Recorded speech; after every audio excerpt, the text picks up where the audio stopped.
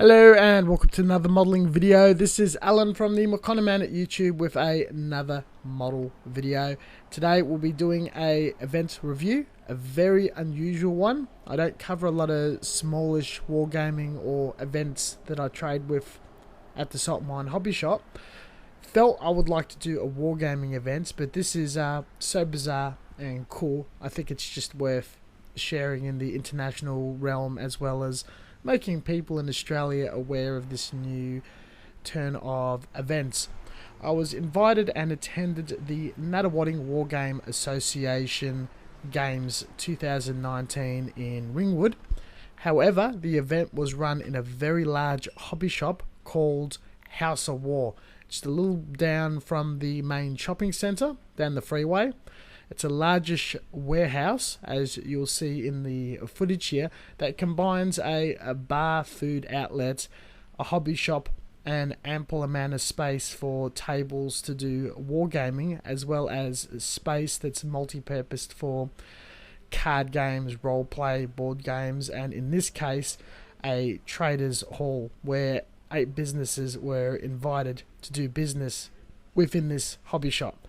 Something I've never experienced before. It was very unusual and concerning at first, but knowing how friendly and awesome the House of War staff were, the layout of the event is as followed. There was quite a few people, including what was attracted by the Nunawading Wargaming Association. It is a very old club that's had players and gamers that's been involved in roleplay and tabletop for a couple of decades.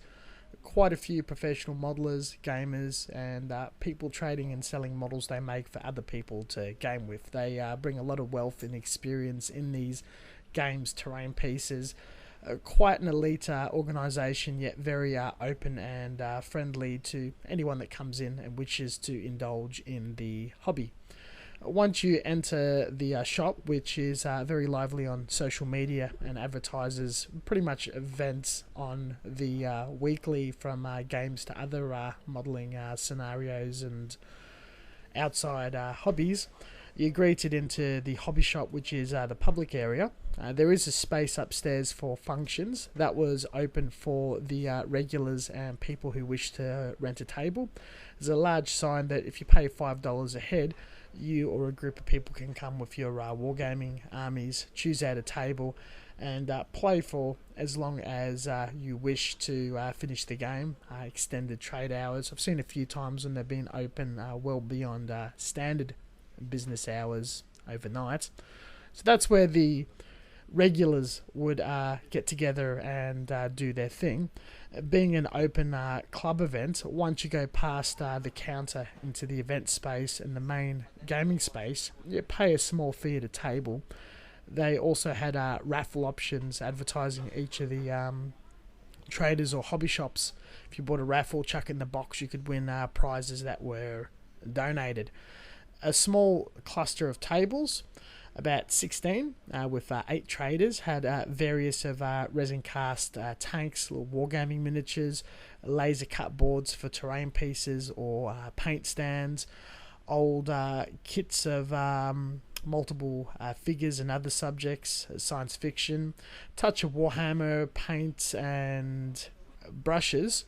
I've traded with these guys, all lovely gentlemen. Some cast and 3D print their own products. My experience started, I've been trading with the Nunawading Wargaming Association for a couple of years at the swap and sell after asking to be involved through mutual friends, and they've taken me along to some other wargaming events to break into that market as the Salt Mine Hobby Shop, buying and selling second-hand kits from whatever genre people may be interested in, and coming across a lot of second-hand and third-party Warhammer bits and pieces. So I was tagged along to come to this one. They said it was very experimental, being House of War, trading within a hobby shop.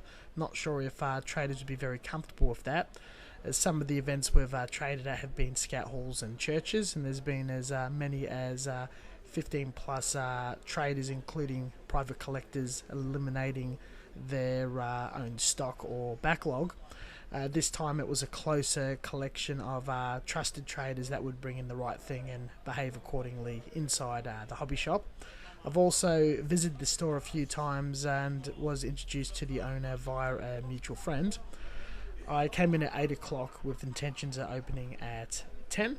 I wheeled in the trolley from the car a few blocks down at a parking spot and set up the whole table just through one load of a jack trolley, putting out a collection of anything remotely military and 3D printed I have, and bulking it up with tools, some Warhammer kit secondhand, and junk bits and pieces. A gentleman came along and collected a $50 fee for 2 tables, which is about the standard rate for a very small church like situation. There was the usual turnout of the club, which turns out okay. I don't make a lot of money. It's more so fun and picking the brains and talking about the hobby and having a good time. But with the increased flow of regulars, and as I filmed earlier in the video, there's other hobby shops and the games workshop, there's going to be quite a bit of foot traffic. So I thought I'd do very, very well, trade throughout the day, pack up in the afternoon. And I did. I turned over to the point where there was definitely a bit of profit. I did pick up a couple of items. Imperial Japanese tank from Uncle Les, which I want to build based off a meme video I watched the night before. A bunch of 1/144 scale tanks through a swap, as well as some Warhammer decals and wargaming bases, which will be repackaged and brought to a completely different event. Things that I sold, tools didn't really move, but mostly 1/144 tanks that I brought, a mixture of a few vintage Gundam bits and pieces, and a lot of wargaming miniatures and 3D printed stock. The owner has taken interest in that, being a lovely dude. That is a very similar image of a future hobby shop like myself and the salt mines, and has bought a bunch of 3D printers, including a $250,000 machine, and plans on later on utilising it to further people's projects and do commissions. I had an absolute lovely time. It was very worthwhile catching up with everyone and doing trade, as well as seeing people happily engage in their hobby and having quick chats on the side. It was also very good to visit the House of War again, as I haven't been in more than a year. It is on the other side of town to where I live. The club, if you're into wargaming and live in Melbourne, is very worthwhile visiting and learning the hobby or gaming there occasionally, even if you don't want to be a very active regular. House of War is also worth visiting, even if you just happen to be stopping off and visiting in Melbourne for any sort of hobby needs. Thank you very much for watching. I hope this video was of interest and a bit different. We'll catch you guys next time. All the social media links as normal are down below, and happy to answer questions. Catch you guys next time.